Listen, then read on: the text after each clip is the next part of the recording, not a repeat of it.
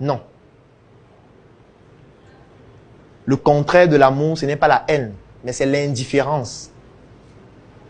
Ça veut dire que lorsque quelqu'un fait des retours par rapport à ce que vous faites, ça montre de manière beaucoup plus importante qu'il est plus intéressé par rapport à ce que vous faites que ceux qui ne disent rien.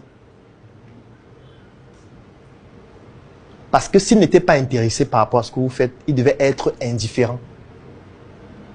Il devait acheter votre savon, il se rend compte que ça ne résout pas son usage, il ne dit rien, il va juste acheter un autre.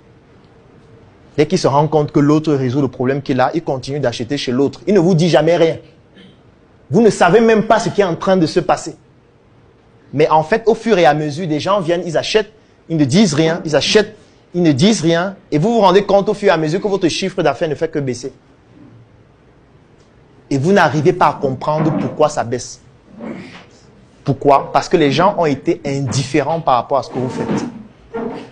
Quelqu'un qui fait le service après-vente doit se méfier de l'indifférence des clients. Un client qui est indifférent, c'est un client dangereux.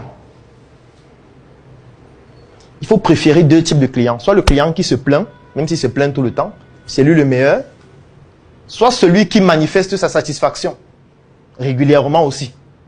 Voilà les deux meilleurs types de clients. Mais si on doit les classer par ordre décroissant d'importance, on va mettre celui qui se plaint en premier et celui qui est satisfait tout le temps en deuxième.